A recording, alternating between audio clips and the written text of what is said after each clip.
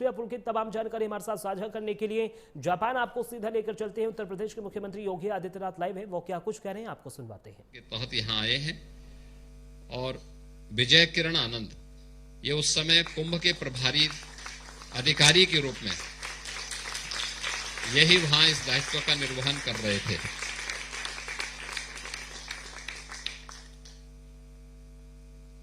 इन सभी अधिकारियों के साथ में आज प्रातःकाल ही मुझे आपके बीच में आने का अवसर प्राप्त हुआ है और मैं धन्यवाद दूंगा यहां पे कि भारत की जो यहां पे राजदूत हैं उन्होंने और उनकी पूरी टीम ने प्रातःकाल से ही हम लोगों के कार्यक्रम इस रूप में लगाए थे कि लगातार कार्यक्रम करते करते करते हम सीधे कार्यक्रम से ही यहां पर अभी यहां के माननीय विदेश मंत्री जी के साथ बातचीत करने के उपरांत मुझे आपके बीच में यहां आने का अवसर प्राप्त हुआ है। मैंने अभी यहां के बच्चों के और खासतौर पर बेटियों की इस प्रस्तुति को यहां पे देखा है। भारत से हजारों किलोमीटर दूर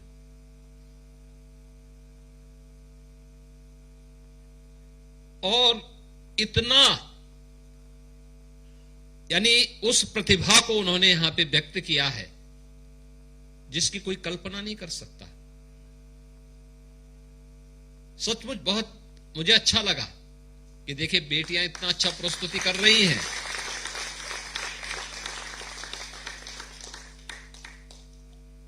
लेकिन उसमें एक भी पुरुष नहीं था।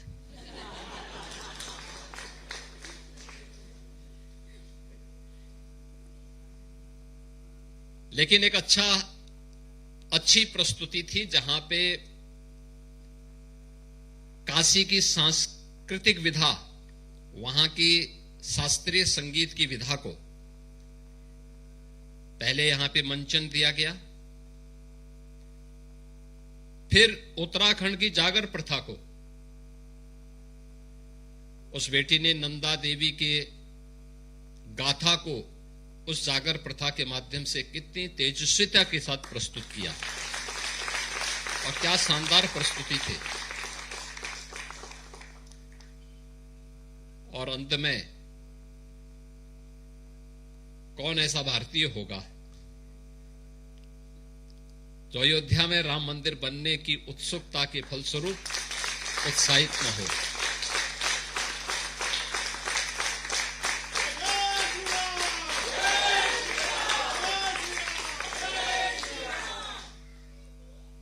हम लोग जापान में हैं,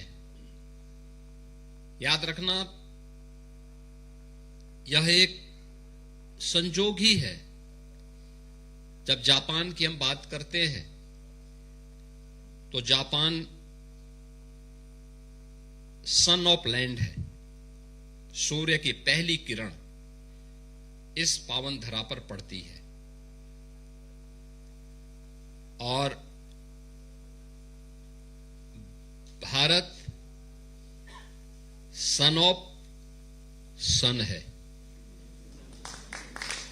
आप देखें किस रूप में एक दूसरे को जोड़ता है।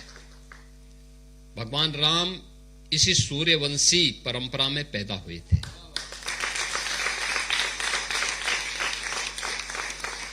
महात्मा बुद्ध उसी कड़ी को आगे बढ़ाए।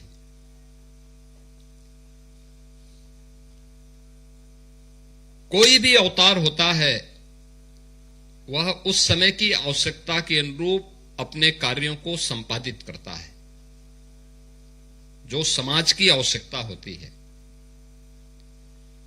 और फिर अपनी लीला को विराम देकर के अपने धाम को वापस प्रस्थान कर जाता है। भगवान श्री विष्णु के जो अवतार अब तक हुए हैं उन सबको अलग अलग पर्व और त्योहारों के माध्यम से हम लोग मनाते आए हैं। अभी मार्च प्रथम सप्ताह में होली आएगी। होली के अवसर पर हम लोग नरसिंह अवतार को पूछते हैं। उनकी ये भी भगवान विष्णु का एक अवतार है अपने भक्त की रक्षा करने के लिए कैसे नरसिंह अवतार के रूप में भगवान विष्णु ने अवतार लिया था और हिरण्यकश्यप का वध किया था।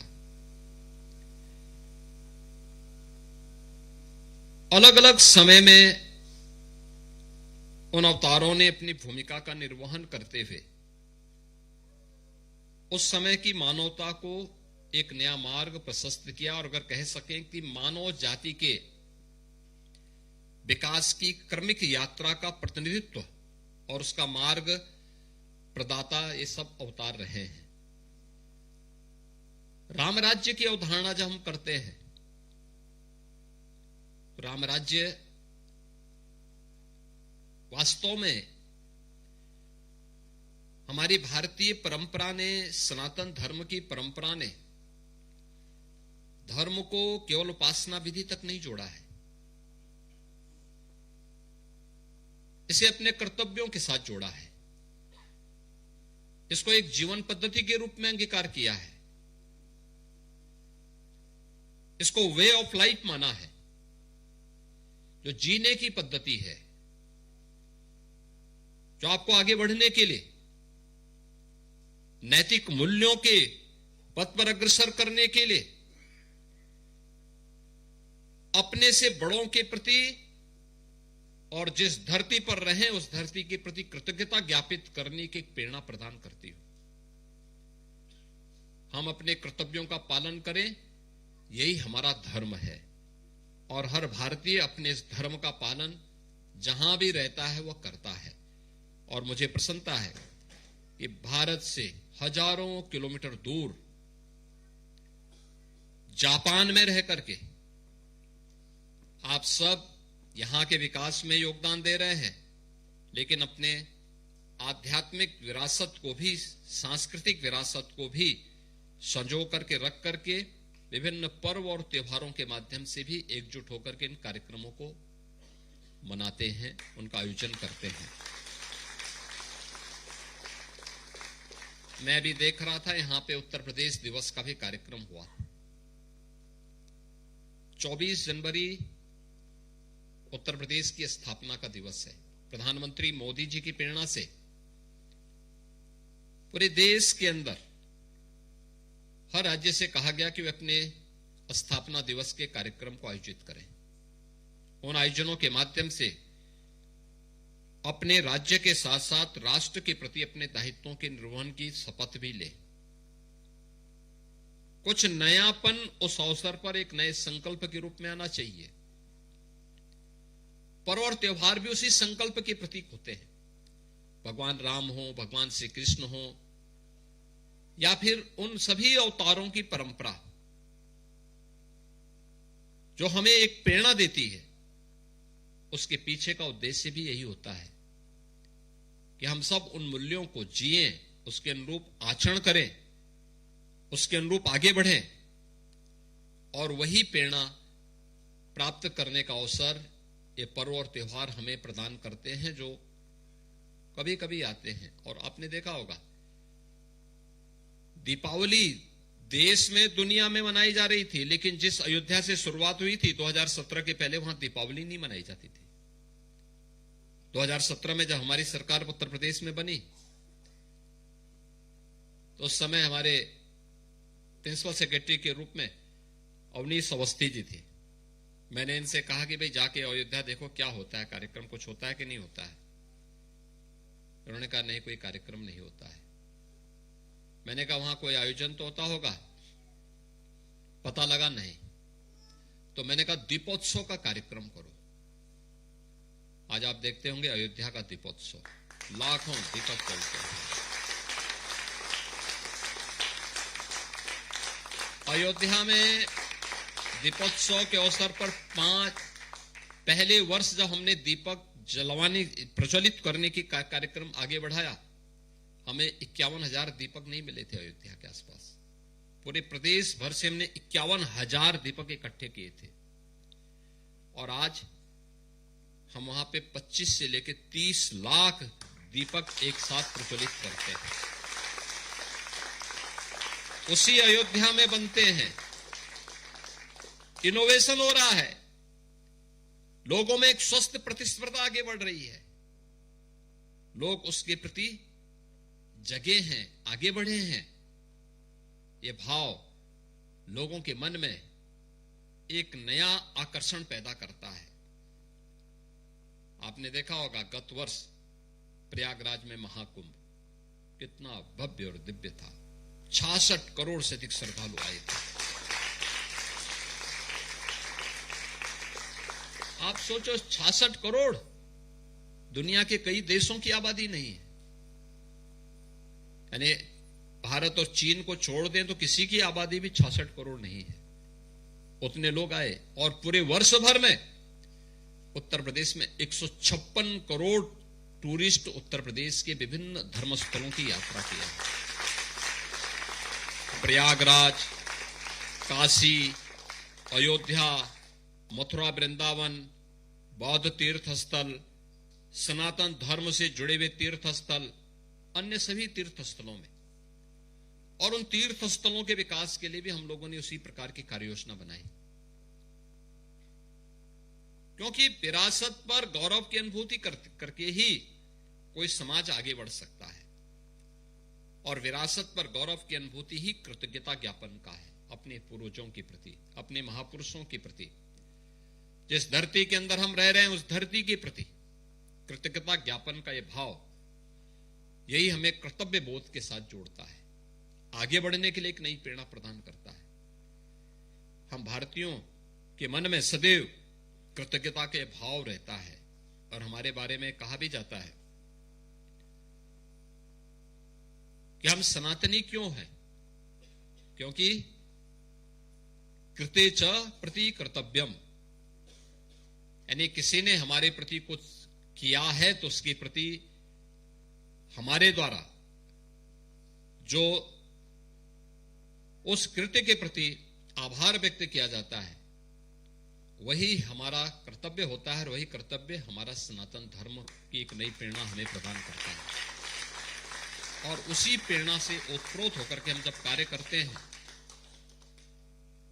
तो कर्तव्य हम सब भारतीयों को अपने अपने जीवन क्षेत्र में एक नई ऊंचाई प्रदान करवाता है। आज आप देख रहे होंगे भारतीय जहां कहीं भी हैं दुनिया के अंदर, अपने क्षेत्र में उन्होंने अच्छी प्रगति की है, कुछ नयापन करके दिखाया है, लोगों के लिए एक नई प्रेरणा प्रदान की है। और आज भारत में भी प्रधानमंत्री मोदी जी के नेतृत्व में भारत विकास की एक नई ऊंचाई को प्राप्त कर रहा है, एक नया भारत का दर्शन हो रहा है। एक विकसित भारत की संकल्पना को हम साकार होते हुए देख रहे हैं। हमारी पीढ़ी इस बात पर गौरव की अनुभूति कर सकती है कि हमने अपनी विरासत को भी प्रभावी ढंग से आगे बढ़ाने का काम किया है। तो विकसित भारत के उन सभी आयामों को छूने का प्रयास किया है। समग्र विकास की अच्छा इंफ्रास्ट्रक्चर विकसित हो रहा है, अच्छी कनेक्टिविटी है, सुरक्षा का एक बेहतरीन वातावरण है।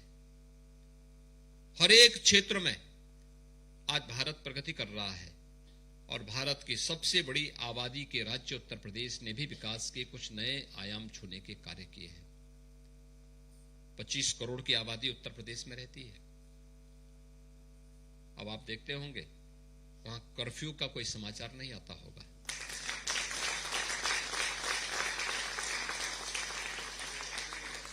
अब वहां दंगों का समाचार नहीं आता होगा, उपद्रव का समाचार नहीं, अब तो उत्सव के समाचार आते होंगे। अयोध्या में दीपोत्सव, अयोध्या में दीपोत्सव है, काशी में देव दीपावली। और इस समय संजोग है कि मैं यहां हूं, नहीं तो मुझे मथुरा वृंदावन में आज वहां पे लठमार होली थी बरसाना में।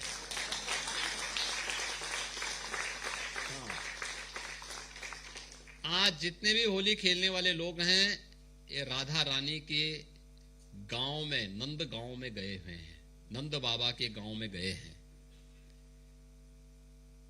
दीपोत्सव यानी रंगोत्सव का कार्यक्रम भी ये हमारी सरकार ने वहां प्रारंभ करवाया, और लाखों लोग थे। कल बरसाना में 5 लाख लोग थे और आज नंदगांव में उससे भी ज्यादा भीड़ है। क्या उत्साह है, क्या उमंग है, हर व्यक्ति जुड़ा हुआ है। जीवन की इस आपाधापी में कुछ समय अपने मूल्यों के साथ, अपने आदर्शों के साथ, किसी प्रकार से तनाव से मुक्त, भय मुक्त होकर के व्यक्ति जी सके, यही जीने का मजा है। डर करके, मर करके कब तक व्यक्ति जिएगा? और उस वातावरण को देना ये किसी भी लोकप्रिय सरकार का काम होना चाहिए, और यही हम लोगों ने यूपी में किया है। पहले कनेक्टिविटी का संकट था, सड़कें नहीं थी, बिजली नहीं आती थी। लोग कहते थे कि पहले बिजली नहीं आती थी। मैंने कभी पहले की सरकारें अंधेरे में रहने की आदी थी, क्योंकि उनके सारे कार्य तो अंधेरे में होते थे। आप मुझे बताओ, क्या उजाले में डकैती पड़ेगी क्या? तो जब प्रवृत्ति डकैती डालने की थी तो अंधेरे में ही वो पड़ता, तो इसलिए बिजली नहीं देते थे, वे अपने कर्तव्यों का निर्वहन करते थे। हम चाहते थे कि डकैती से मुक्त हो, भय से मुक्त हो, उसके लिए उजाला चाहिए, और हम सूर्य पुत्र हैं तो हमें तो सूर्य जैसी रोशनी चाहिए, और बिजली की आपूर्ति भी करवा दी गई।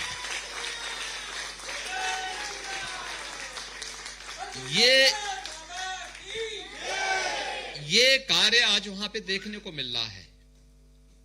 और मैं आज देख रहा था निवेश के लिए, कल और परसों 2 दिन हम सिंगापुर में थे। कौन ऐसा निवेशक न हो किसी भी क्षेत्र का? कोई सोचता था भारत में कभी सेमीकंडक्टर में निवेश होगा? डाटा सेंटर के अंतर्गत डाटा सेंटर स्थापित होंगे, आर्टिफिशियल इंटेलिजेंस के बारे में भारत के अंदर, ग्रीन हाइड्रोजन के बारे में, इन्वेस्टमेंट के बारे में, लॉजिस्टिक पार्क बने,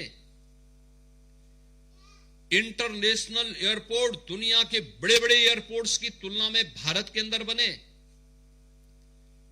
और ये सभी काम आज के दिन पे उत्तर प्रदेश में हो रहे हैं। उत्तर प्रदेश में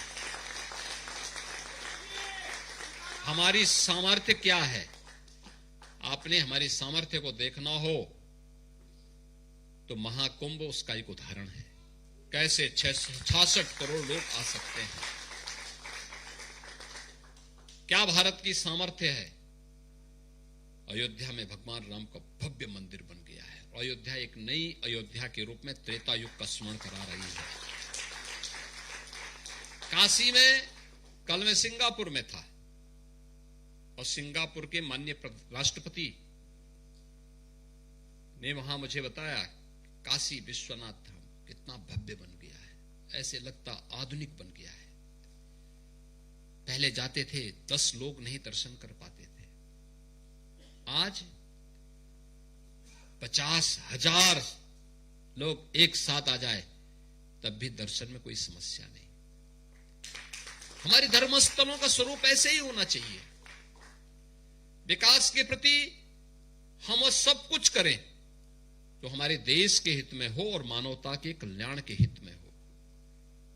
हमारी ताकत दुनिया को मैत्री और करुणा के पथ पर अग्रसर करने के लिए होगी, किसी को डराने के लिए नहीं, किसी पर जबरन शासन करने के लिए नहीं।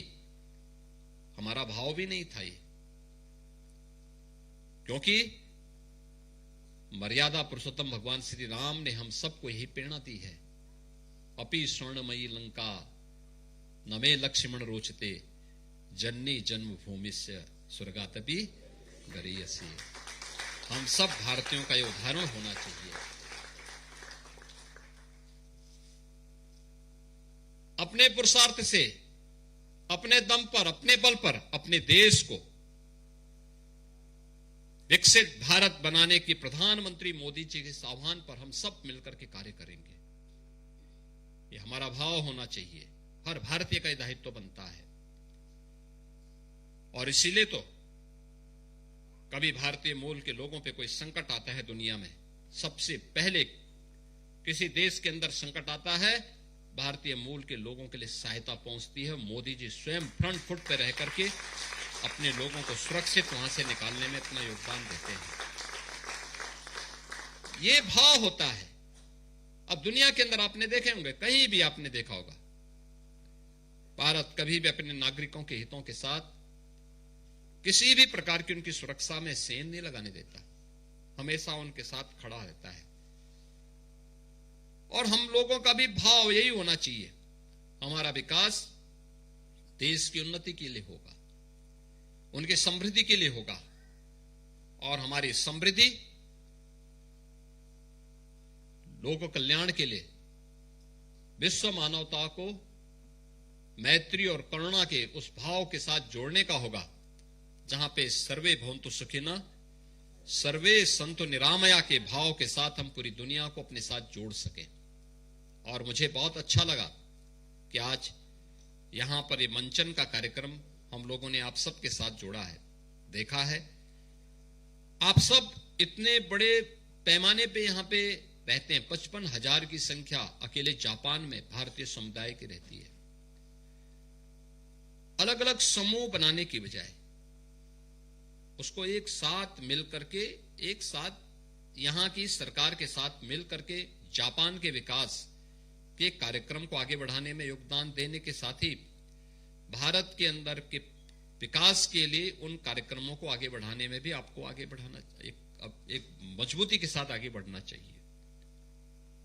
हमारे प्रवासी भारतीय लगातार इस कार्यक्रम को आगे बढ़ाते हैं, उस अभियान के साथ जुड़े हुए हैं। हम लोगों को भी मिल करके उस कार्यक्रम को और मजबूती देनी चाहिए, क्योंकि इसी में हमारा मानना है सबका हित है, आपका भी, भारत का भी और विश्व का भी। दुनिया के अंदर आर्थिक क्षेत्र में काफी उथल पुथल मची हुई है, बहुत दिनों तक नहीं रहेगा ये उथल पुथल, लेकिन धैर्य के साथ पूरी दुनिया इन सब को वॉच कर रही है, देख रही है। हम लोगों को भी इन स्थितियों में, जिस देश में रह रहे हैं वहां का संबल तो हमने बांधना ही है, उनके साथ तो खड़ा होना ही है, लेकिन साथ साथ अपने देश के बारे में भी सोचना है, उसको आगे बढ़ाने में अपना योगदान देना है। और मुझे बहुत प्रसन्नता है, मैं कल से यहां पर आया हूं, आज यहां आया हूं प्रातः काल से ही, लगातार हर डेलीगेशन बहुत सकारात्मक भाव के साथ आज भारत के अंदर निवेश करने का इच्छुक दिखाई देता है। परसेप्शन यही होता है, अच्छा कार्य करते हैं, देश और दुनिया अच्छा करती है। मैंने आज देखा है, आज हम लोग कम से कम 2 दर्जन से अधिक डेलीगेशन से मिले हैं, बिजनेस डेलीगेशन थे, यहां के राजनेता थे, यहां के मंत्री थे, यहां के गवर्नर थे, और हर एक व्यक्ति भारत और उत्तर प्रदेश की तारीफ कर रहा था। वहां पर हो रहे सकारात्मक बदलाव की और उस बदलाव के परिणाम स्वरूप उत्तर प्रदेश में टेक्नोलॉजी, ट्रस्ट एंड ट्रांसफॉर्मेशन की जो त्रिवेणी आज देखने को मिल रही है, उससे अभिभूत था और निवेश करने के लिए उत्सुक दिखाई दे रहा है। ये चीजें दिखाती हैं हमारी दिशा एकदम सही है। इसमें हमें अपनी स्पीड को और बढ़ाना पड़ेगा। उस स्पीड को हमें निरंतरता देने के लिए हमेशा आपके सकारात्मक सहयोग की भी अपेक्षा रहेगी। आज मुझे यहां पे आके आपके कार्यक्रमों को देख करके बहुत अच्छा लगा, खास तौर पर यहां पर जो प्रस्तुति मंच के माध्यम से देखने को मिला। हमें समय समय पर पर्व और त्योहारों के दौरान अपने समुदायों के बीच लोकल स्तर पर और पूरे जापान के स्तर पर भी अलग अलग सम्मेलनों के माध्यम से मिलना चाहिए। आपस में एक दूसरे के साथ विभिन्न मुद्दों पर एक सकारात्मक पहल को आगे बढ़ाना चाहिए। किसी प्रकार की गुटबाजी से और किसी भी प्रकार के अन्य भावों से ऊपर उठ करके पूरी मजबूती के साथ एक सकारात्मक भाव के साथ आगे बढ़ना चाहिए। मैं आज के इस अवसर पर आप सभी भारतीय समुदाय से जुड़े हुए जो विभिन्न आध्यात्मिक, सांस्कृतिक संगठन और अन्य समुदाय यहां पे काम कर रहे हैं, उन सब का भी आह्वान करूंगा कि वे सब मिलकर के जापान के विकास और भारत के विकास के साथ जुड़ करके इस पहल को और एक भारत श्रेष्ठ भारत के साथ ही आत्मनिर्भर और विकसित भारत के प्रधानमंत्री मोदी जी के संकल्प को आगे बढ़ाने में अपना योगदान देंगे। आप सबके प्रति मेरी मंगलमय शुभकामनाएं हैं। आप सबको होली की भी मैं हृदय से मंगलमय शुभकामनाएं देता हूं। धन्यवाद। जय हिंद।